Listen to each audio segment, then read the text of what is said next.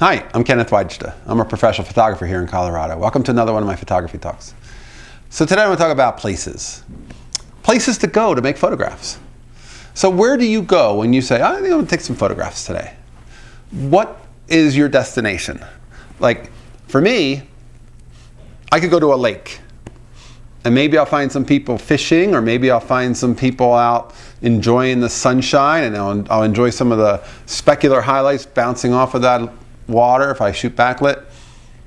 But that's not really where I want to go.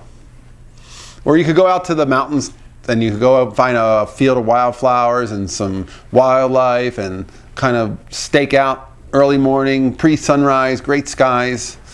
That might be a great place to go. And if you're interested in landscapes and nature, you have to get out there a half hour before sunrise. Find out when sunrise is and be there a half hour before, because that's when all the light does all its magic in the sky.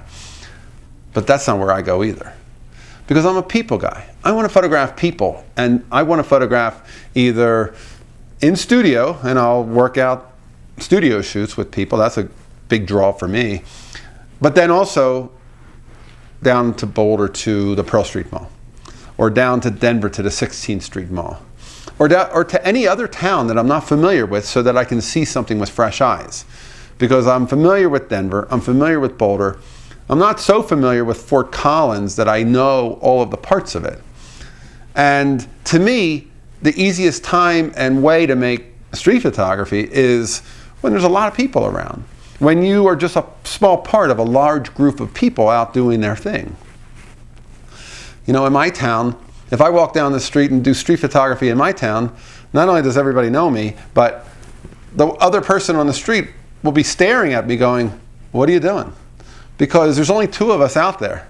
And I've got a camera and they're just standing there doing what they're doing. And it's like, to me, street photography, you need to have enough people that you'll start to blend in and you won't be standing out. And there was a fire and ice festival in the town of Loveland last week.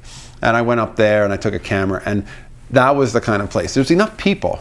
It was a nice day, there were enough people outside. And photographers are expected to take pictures. People expect to see photographs being made there. Whereas they don't in my little town. If I'm walking along and there's just one person out there, like, what are you doing? So you have to go to where a place is conducive to what you want to shoot. So if you wanted to shoot, you know, pretty scenery, you could go to the lake. If you want to shoot landscapes and you want to shoot wildflowers, you could go to the mountains first thing in the morning.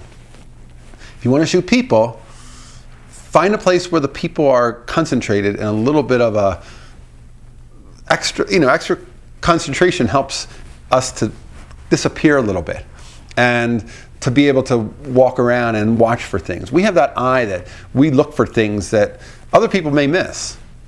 It could be small details as well as other people, but we're looking for those details. But if you go to a place that has a lot of things going on, you have more to look at, and you're not the only person and everybody's watching you because you're the only one out there.